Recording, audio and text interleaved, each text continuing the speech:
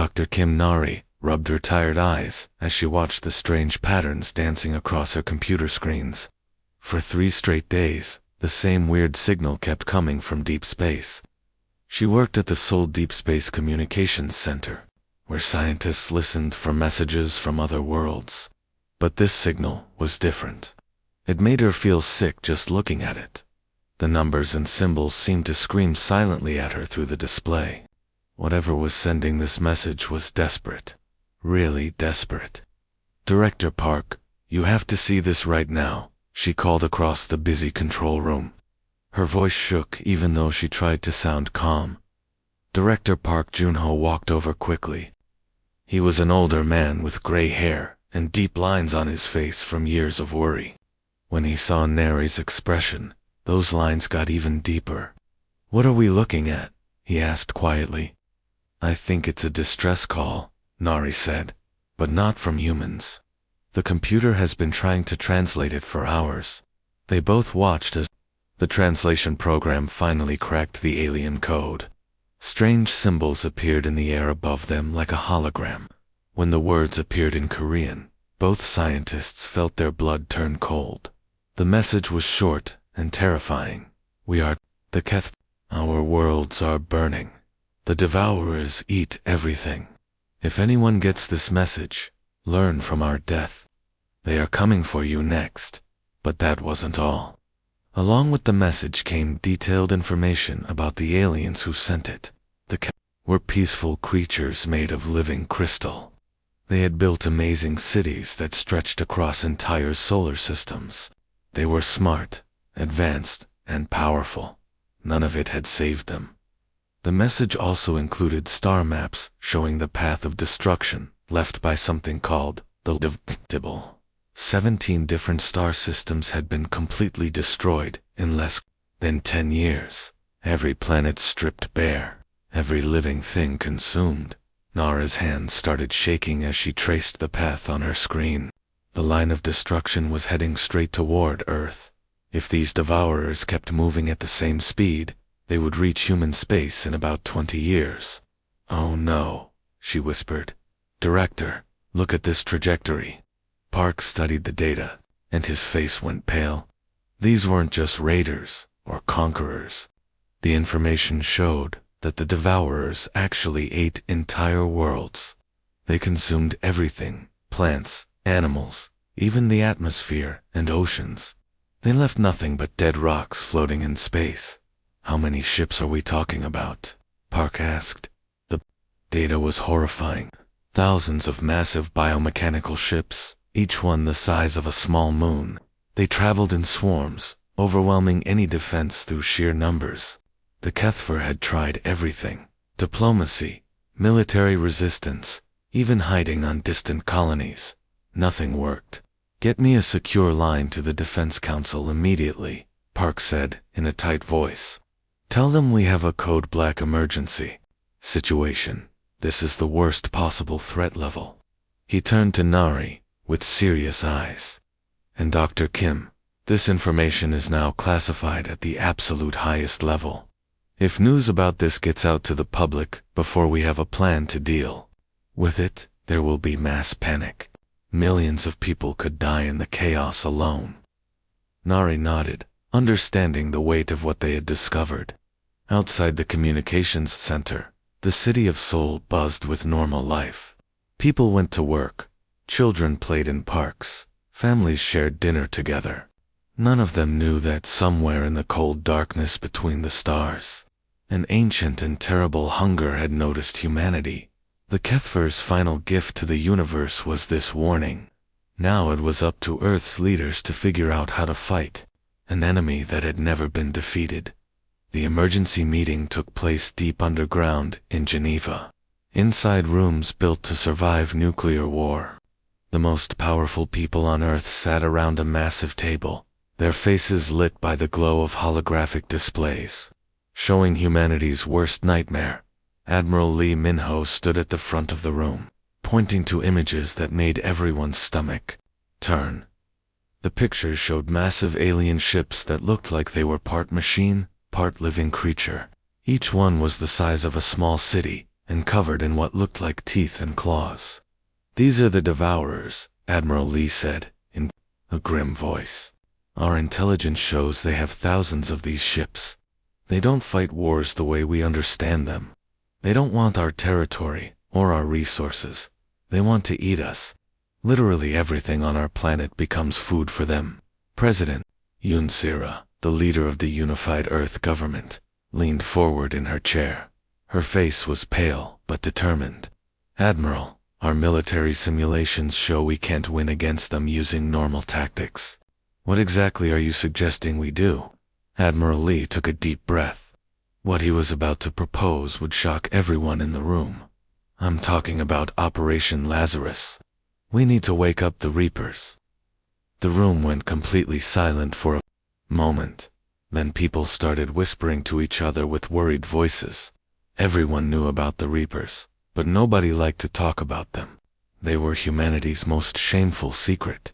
Dr. Bae-hoon, the government's top psychologist, stood up with an angry expression. "Admiral, those people were frozen for very good reasons. Throughout human history, every major war produced soldiers who went too far. Men and women who became so good at killing that they couldn't stop when the fighting ended. They were too dangerous to live in normal society. The Reapers were warriors, assassins, and soldiers who had crossed lines that should never be crossed. They won battles by being more brutal than anyone thought possible. When wars ended, these people couldn't adjust to peaceful life.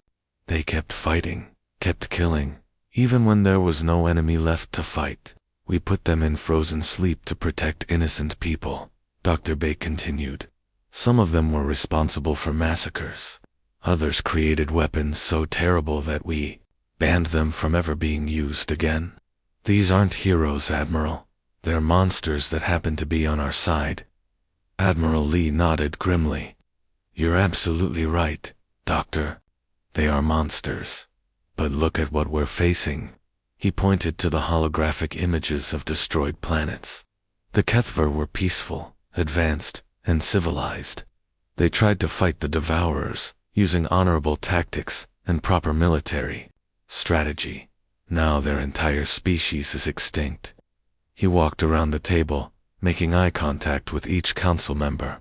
"The Devourers have conquered civilizations far more advanced than ours. They've destroyed species that had technology we can't even imagine. They won because their enemies fought fair. We can't afford to fight fair."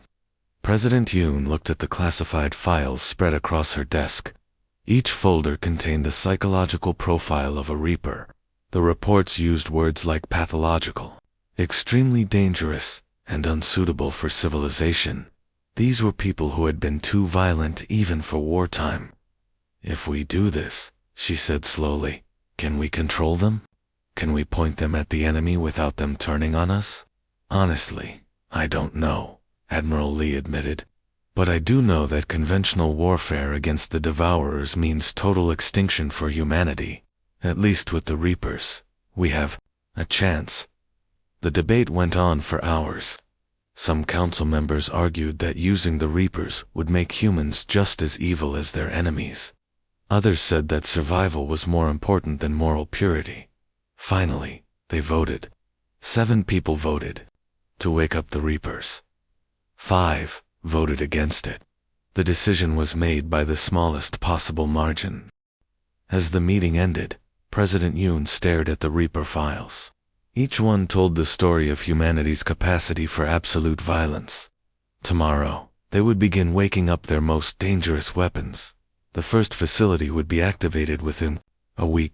Deep under the Gobi Desert, 3 kilometers below the sand and rock, a secret facility came to life after decades of silence.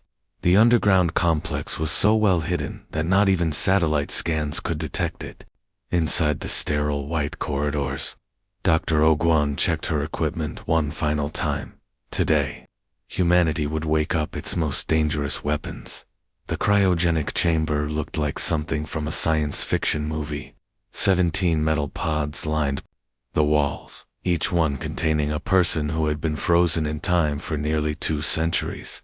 These weren't ordinary soldiers or even elite special forces.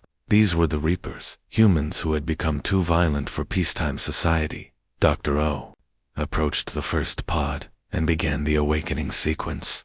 Warning lights flashed as the computer systems started warming the body inside. Steam hissed from vents as the ice crystals in the person's blood slowly melted. The pod opened with a soft click, and Kim Dae-soo sat up slowly, his eyes opened for the first time in 178 years. Even though he had just woken up from a sleep longer than most people's entire lives, his body moved with deadly precision. Without even thinking about it, he was already studying everyone in the room, figuring out who was a threat and how he could kill them if necessary. "What year is it?" His voice sounded rough, like sandpaper, but his mind was sharp and alert. "The year is 2387, Dr. O replied carefully. "You've been in cryogenic sleep for 178 years.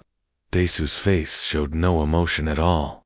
Most people would be shocked to learn they had missed nearly 2 centuries of human history.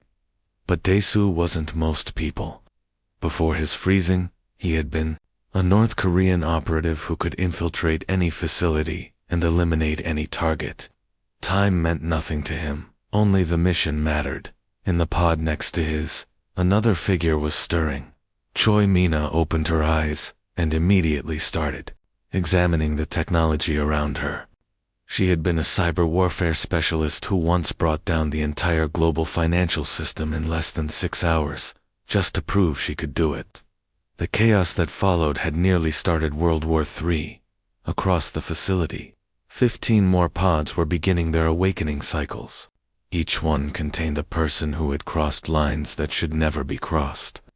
There was a demolitions expert who had leveled entire city blocks, a psychological warfare specialist who could drive enemy soldiers insane without firing a single shot, a bioweapons creator whose work was so terrifying that all samples had been destroyed. Colonel Han Woo-sung, the military officer assigned to handle the Reapers, stepped forward nervously. Even though these people had just woken up, something about them made his skin crawl. They moved differently than normal humans, like predators that were always ready to strike. "We need your skills again," he said, trying to keep his voice steady. "Humanity is facing complete extinction." The colonel activated a holographic display that showed the Devourer's path of destruction across the galaxy. Planet after planet had been stripped bare, their entire ecosystems consumed as fuel. The images were horrifying, dead worlds floating in space, their surfaces cracked and lifeless. As the briefing continued, something strange happened to the Reapers' faces. Normal people would have shown fear or horror when seeing such destruction, but the Reapers looked different. Their eyes lit up with something that made the military personnel in the room very uncomfortable. It was excitement. These people had been born for war. They had lived their entire lives for conflict and violence. For nearly 2 centuries, they had been denied their true purpose. Now, finally, they had an enemy worthy of their skills. When the holographic display showed them massive alien bioships that could consume entire continents, Choi Mina actually smiled. It was the first emotion she had shown since waking up, and it was terrifying. "When do we start fighting?" she asked eagerly. The other awakened Reapers nodded in agreement. Whatever made them too dangerous for peaceful society would now become humanity's greatest advantage. They weren't afraid of the aliens. If anything, they were looking forward to the challenge. For the first time since receiving the alien distress signal, someone in Earth's military felt a spark of hope. Maybe, just maybe, humanity had a chance after all. The training facility on Luna, humanity's moon base, had never seen anything like this before. Captain Song Yujin stood in the observation deck, watching her elite Marines train alongside the newly awakened Reapers. What she saw made her stomach turn. Her soldiers were some of the best in the Earth's defense force. They had trained for years in precision combat, following strict rules about protecting civilians and minimizing casualties. They were proud warriors who fought with honor and discipline. The Reapers fought like demons. In the training exercise below, a squad of Marines was practicing boarding an enemy ship. They moved carefully, checking corners and securing areas step by step. It was textbook military procedure, exactly what they had been taught. Kim Dae-soo watched them for exactly 30 seconds before losing his patience. "Stop," he barked at the Marines. "You're all thinking like peacekeepers dealing with criminals. These aliens don't surrender. They don't negotiate. They eat everything in their path. So why are you giving them time to regroup and call for help?" The Marine squad leader looked confused. "Sir, we're following standard boarding procedures to minimize. What?" Dae-soo interrupted. "The enemy's casualties. They're suffering. Listen to me very carefully. The Devourers see your mercy as stupidity. Every second you waste trying to be honorable is another second they use to kill you and everyone you're trying to protect." He grabbed a practice weapon and demonstrated his version of shipboarding. Instead of the careful, room-by-room advance, the Marines used Dae-soo simply eliminated every potential threat in the fastest way possible. He didn't check if enemies were truly hostile. He didn't try to capture anyone alive. He just moved through the training course like a force of nature. In the next training bay, things were even more disturbing. Choi Mina was showing the weapons technicians how she had modified standard plasma rifles. The changes she made were brilliant and terrifying at the same time. "The original weapon kills quickly," she explained in a calm, technical voice. "But quick death doesn't send a message to the enemy's friends. These modifications add subsonic sound waves that cause panic in most alien nervous systems. The ammunition is designed to cause maximum pain before death." Captain Song felt sick. "Choi, Mina, those modifications violate every rule in the Terran Warfare Convention. We don't torture our enemies. We don't use weapons designed to cause unnecessary suffering." Park Sung-ho, the Reaper team leader, turned to look at her. His service record from the old resource wars was so classified that even Song didn't know exactly what he had done. But she could see in his eyes that it had been terrible. "Captain," he said, in a voice that was perfectly polite and absolutely chilling. "Those conventions were written for fighting other human beings who think like us. The Devourers don't think like us. They don't value individual life. They don't fear death. But our intelligence suggests they do fear pain and psychological trauma.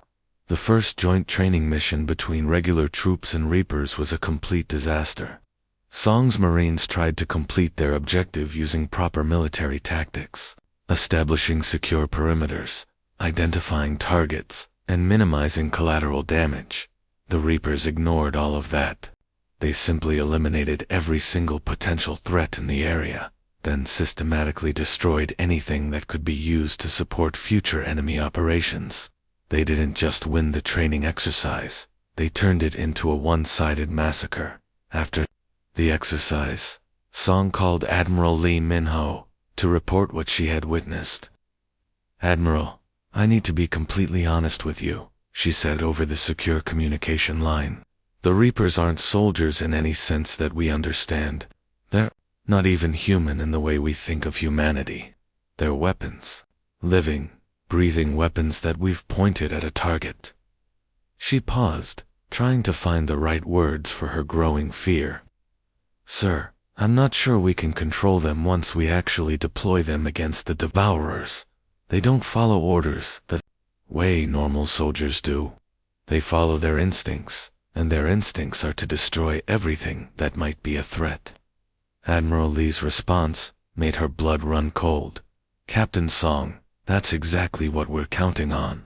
The Devourers have conquered peaceful civilizations and honorable warriors. It's time they met something that's worse than they are.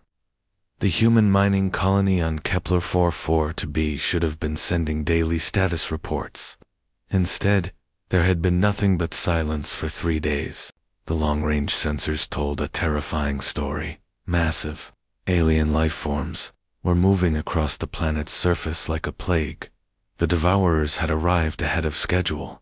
The Earth defense Ship Retribution emerged from quantum drive at the edge of the star system. The crew could see the planet in the distance, its surface crawling with dark shapes that looked like moving cities. Each one was a devourer bioship, slowly consuming everything in its path. Colonel Jangmin Seo gathered the Reaper Strike team in the briefing room. His face was grim as he showed them the tactical data. Our conventional forces managed to get a distress signal out before communications went dark, he explained.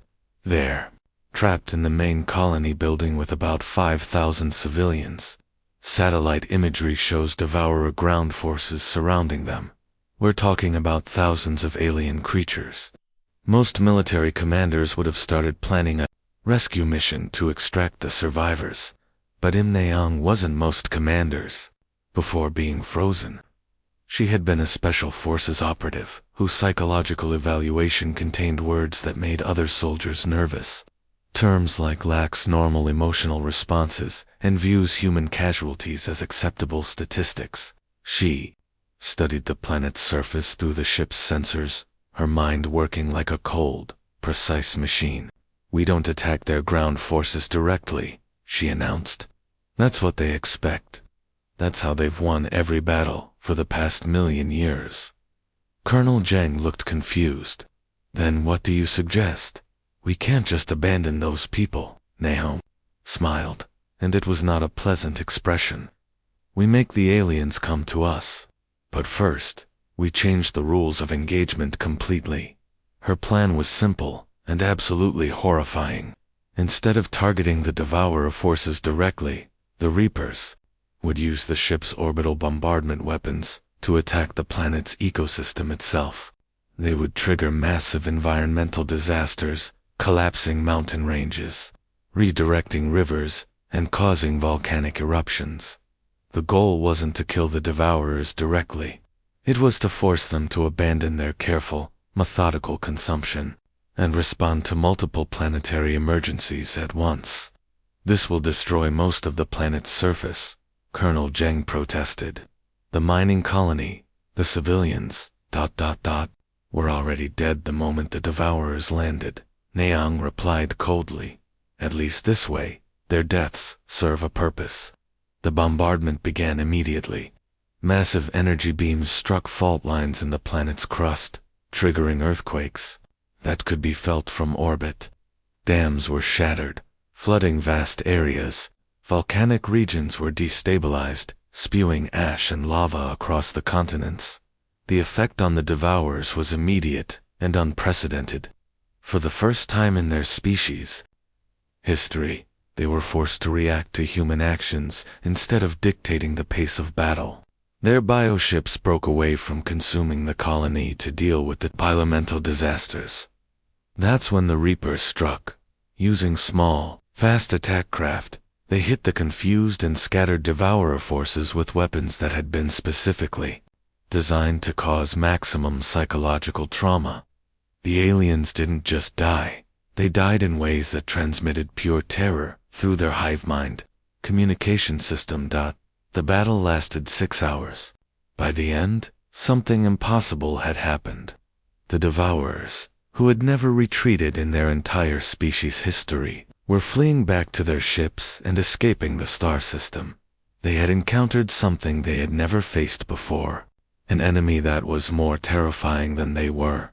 When Im Naeong filed her after-action report, it contained only one sentence: enemy psychological profile updated. Fear response confirmed in target species. For the first time in 1,000,000 years of conquest, the devourers had learned what it felt like to be prey, far across the galaxy. In the heart of devourer space, something unprecedented was happening aboard the massive bioship Hegemony. The ship itself was alive, its walls pulsing with organic circuits that connected every devourer to their species' collective mind. For 1,000,000 years, this hive mind had processed only victory, conquest, the satisfaction of consuming entire worlds. But now, strange new data was flowing through their network data that made their collective consciousness recoil in confusion and terror. The information came from their warriors, who had fled Kepler 44 to be But it wasn't just memories of defeat. It was something far worse. It was the experience of pure, animalistic fear. The Devourers had never felt anything like it before, and they didn't know how to process it. Back on Earth, Dr. Quantaeon was studying the alien behavioral patterns that their spy satellites had detected. The scientist had spent years analyzing how the Devourer hive mind worked, and what he discovered was fascinating and terrifying. "Look at these readings," he explained to the assembled Reapers. "After our attack on Kepler 44b, the entire Devourer fleet structure changed.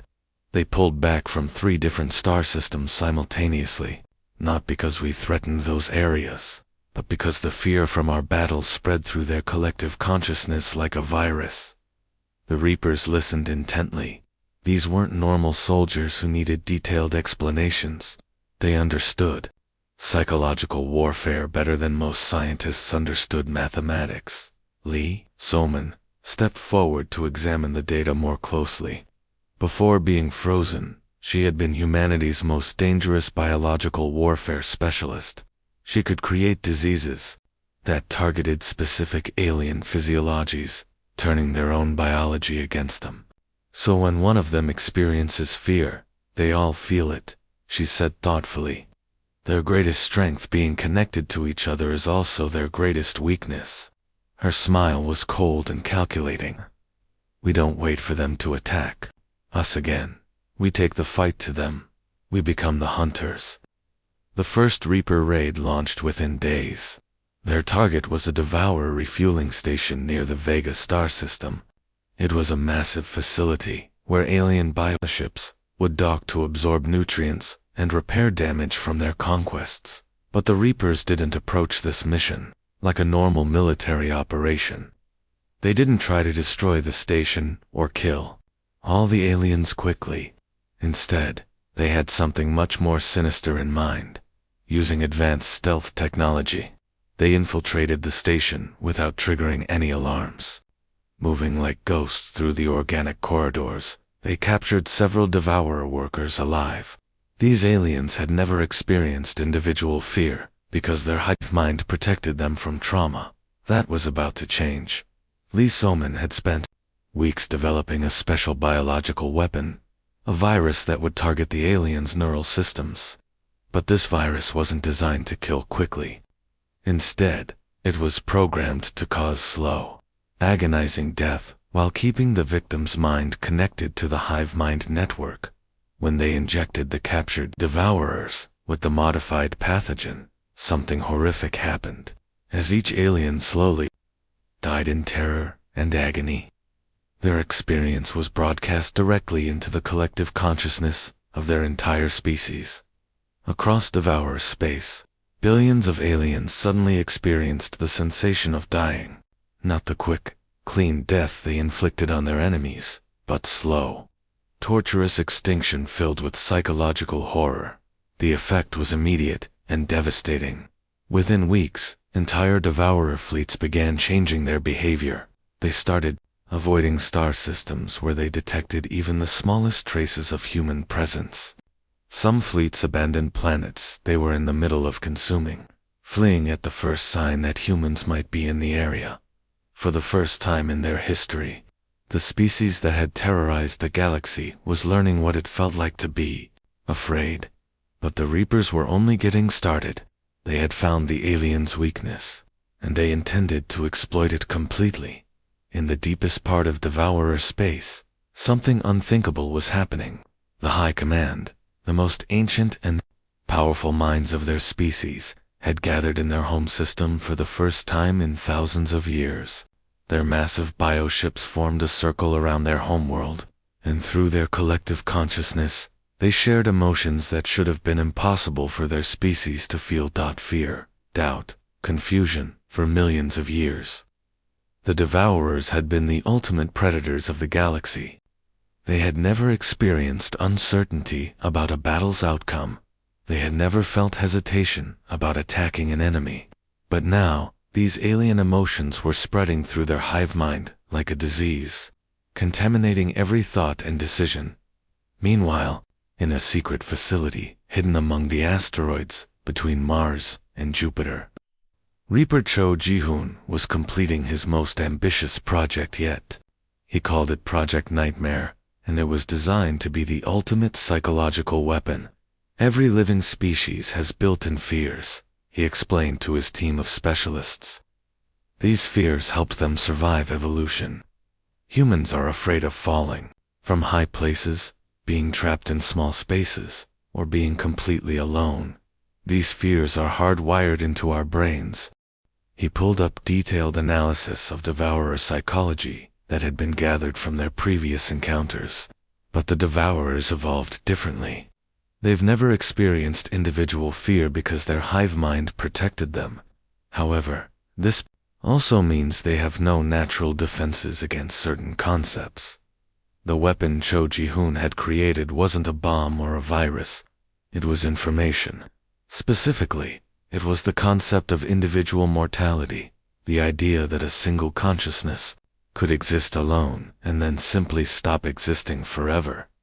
The psychological warfare campaign began immediately, using captured alien communication technology. The Reapers started broadcasting special transmissions directly into Devourer space. But these weren't threats or demands for surrender. Instead, they were educational programs designed to teach the aliens about concepts their species had never encountered. Each transmission introduced new ideas, what it meant to be alone, what it felt like to know that your individual consciousness would someday end, the terror of being forgotten after death, the horror of making decisions without the guidance of a collective mind. For beings who had shared every thought and experience with billions of others, these concepts were more terrifying than any physical weapon. Reaper on Yuna took the campaign even further. Using stolen devourer biotechnology, she began creating elaborate deceptions across dozens of empty star systems. Her team would plant fake evidence of human military presence, abandoned equipment, modified alien technology, and carefully staged battle sites. When devourer scout fleets arrived to investigate these systems, they would find what appeared to be recent signs of human activity. The staging was so convincing that entire alien fleets would retreat, convinced that humans had somehow been there first. The psychological effect was devastating. The devourers, who had always been the hunters, now felt like they were being hunted. They began seeing human threats everywhere, even in places where no humans had ever been. The strategy worked far better than anyone had hoped. Devourer expansion across the galaxy slowed dramatically, then stopped completely. Even more surprisingly, they began abandoning worlds they had recently conquered, pulling their forces back to defensive positions around their most important systems. For the first time in their history, the Devourers were acting defensively instead of aggressively. They were afraid, but Admiral Kim Hoon-woo knew this victory was temporary. Eventually, the aliens would adapt to their fear or become so desperate that they would launch one final, massive attack on humanity. When that moment came, Earth would need to be ready with something even more terrible than psychological warfare. They would need a weapon that could end the Devourer threat permanently. The final phase of the war was about to begin. The edge of Earth's solar system had never seen anything like it. Stretching across the darkness of space was the largest military force in galactic history. Over 3,000 Devourer bioships arranged in perfect formation. Each ship was the size of a small city, their organic hulls pulsing with bioluminescent patterns that looked like a heartbeat made of light. This was everything the Devourers had left. Every warrior, every weapon, every resource their dying civilization could gather. Their plan was desperate but simple. Destroy humanity completely, and remove the source of the psychological contamination that was driving their species insane. On Earth, emergency sirens wailed across every continent as humanity prepared for its final battle. Every space station, every warship, every orbital defense platform moved into position. Families said goodbye to their loved ones in the military, knowing that if this battle was lost, There would be no second chances. Admiral Kim Hoon-woo stood on the bridge of the flagship Indomitable, watching as hundreds of human vessels took their positions. "This is it," he announced over the fleet-wide communication system. "Everything we've ever built, everything we've ever been, comes down to the next few hours." The battle began at precisely 14:30 Earth Standard Time. The scale was beyond anything humanity had ever experienced. Massive energy beams lit up the darkness between planets as thousands of ships engaged in deadly combat. The outer planets became a war zone as debris from destroyed vessels created new asteroid fields. But while the main fleets tore each other apart among Jupiter's moons, something far more important was happening in the shadows. A tiny stealth ship, invisible to alien sensors, was approaching the Devourer command vessel at the center of their formation. Inside the ship, Reaper Kim Seon-woo made final preparations for the most dangerous mission in human history. He and his team had spent months modifying their own brain structures, using captured alien biotechnology. The process had been agonizing and irreversible. They could now interface directly with Devourer hive-mind networks. But they would never be fully human again. "Approaching the target," reported the pilot. The Devourer command ship was enormous, more like a living planet than a vessel. Its surface was covered in organic sensors and communication arrays that connected it to every other ship in the fleet as their ship docked with the alien vessel. Dr. Baek Yin-soo made contact through a secure quantum channel. "Seon-woo, are you absolutely certain about this? Once we upload the consciousness virus into their network, we won't be able to control how far it spreads or what it does to their species." Seon-woo's response came through the modified neural interface, his voice carrying an electronic distortion that made him sound almost alien himself. "Doctor, they came here to consume us, to turn us into fuel for their expansion. Instead, we're going to give them something much worse. We're going to make them into us." The infiltration team moved through the organic corridors of the command ship like ghosts. The Devourers were so focused on the battle raging outside that they never noticed the small group of humans penetrating to the heart of their vessel. At the center of the ship was the consciousness node, a massive organic computer that coordinated the thoughts and actions of millions of aliens across the fleet. It pulsed with bioelectric energy as it processed battle data and tactical decisions. Seon-woo connected his modified neural interface directly to the alien system. The consciousness virus he carried wasn't just computer code, it was a digital representation of human awareness itself, containing every concept that made humans uniquely terrifying to the Devourers. Individual identity, personal mortality, existential loneliness. The knowledge that death was final and absolute. As the upload began, the effect was immediate and catastrophic. The virus spread through the Devourer hive mind network faster than their organic systems could process it. Across the entire fleet, aliens who had shared collective consciousness for millions of years suddenly experienced something impossible, the sensation of being alone inside their own minds. One by one, the massive bioships stopped firing. Their crews were paralyzed by emotions they had no evolutionary framework to understand. For the first time in their existence, each Devourer was forced to confront the reality of their own individual mortality. Within minutes, the retreat began. The largest military force in galactic history turned and fled, not from human weapons, but from human consciousness itself. The Devourers had come to consume humanity, but instead, humanity had infected them with something far more terrifying than any physical weapon, the knowledge of what it truly meant to be mortal and alone. 6 months had passed since the great battle at the edge of Earth's solar system, and humanity was celebrating the most unlikely victory in galactic history. Parades filled the streets of every major city. Children played games where they pretended to be brave soldiers fighting alien monsters. Museums displayed captured Devourer technology as trophies of human ingenuity and courage. But the real story was happening far from Earth's celebrations. Deep in the territories that had once belonged to the Devourers, the consciousness virus that the Reapers had introduced into the alien hive mind was spreading like wildfire through their entire civilization.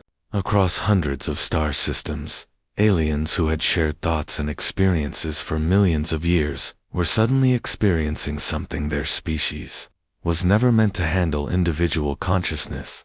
Each devourer was now trapped alone, inside their own mind, forced to confront the terrifying reality of personal mortality. They couldn't handle it. Their entire civilization was collapsing as former hive mind nodes fragmented into billions of terrified, confused individuals who had no idea how to exist without their collective consciousness. Some aliens simply stopped moving entirely, paralyzed by existential fear. Others destroyed themselves rather than face the horror of being alone. Entire fleets of bioships drifted empty through space, their crews having abandoned them in panic. The species that had consumed thousands of worlds was consuming itself. But back on Earth, Admiral Shen Dongwook was dealing with a different kind of problem. Deep in a military facility buried beneath the Ural Mountains, he was reading psychological evaluation reports that made his stomach turn. The Reapers can't be returned to normal society, Dr. Park Minna explained during their private meeting. We've run every test, tried every therapy. They've tasted warfare again after nearly 2 centuries of sleep, and they can't adjust to peaceful life. She handed him a stack of incident reports. Crime rates, in areas where we've housed them, have increased by 400%. They're not committing random violence. They're systematically creating conflicts where none existed before. They need war to function, and if there's no war available, they'll make one. The evidence was overwhelming and disturbing. Reapers had been caught manipulating local gangs into fighting each other. Others had been secretly supplying weapons to opposing political groups. Some had even attempted to provoke minor military conflicts between Earth colonies. They were addicted to warfare itself, and peacetime was literally driving them insane. A soft knock on the door interrupted the meeting.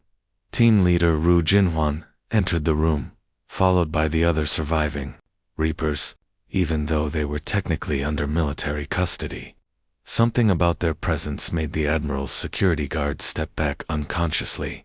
Ginwen's face was calm and controlled, but his eyes held depths of violence that made even experienced soldiers uncomfortable.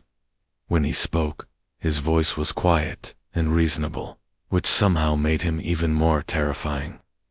"Admiral, we understand the situation completely," he said. "We've read the reports. We know what we've become. We saved humanity from extinction, but we can never be part of humanity again." Behind him, the other Reapers nodded in agreement. These weren't people expressing sadness or regret about their fate. They were apex predators who had simply accepted the reality of their nature. "We're not asking for sympathy or trying to change what we are," Jinwen continued. "We're asking for purpose." The solution they proposed was as elegant as it was final. The Reapers would be given their own ships, their own equipment, and their own mission. They would leave Earth's solar system permanently and patrol the dark spaces between civilizations, hunting threats that conventional military forces could never handle. 3 weeks later, President Li Jian stood on the observation deck of Luna Station, watching as the Reaper fleet prepared to depart. Each ship was sleek, black, and equipped with the most advanced weapons humanity could provide. But more importantly, each ship carried individuals who represented the absolute peak of human warfare capability. "Are we doing the right thing?" asked his aide, watching the fleet's final preparations. President Li was quiet for a long moment. "We're doing the necessary thing," he finally replied. "Humanity is safe from the Devourers, but we paid a price that will echo through history. We created weapons so effective that we can never unmake them." The Reaper fleet activated their quantum drives and vanished into the darkness between stars. They carried with them humanity's darkest gift to the galaxy, the knowledge that there were fates worse than death, and beings willing to inflict them, across the galaxy. Other civilizations would eventually learn what the Devourers had discovered. Too late. Humanity's greatest weapon wasn't their technology or their numbers. It was their willingness to become something worse than the monsters they fought. The galaxy would never be the same.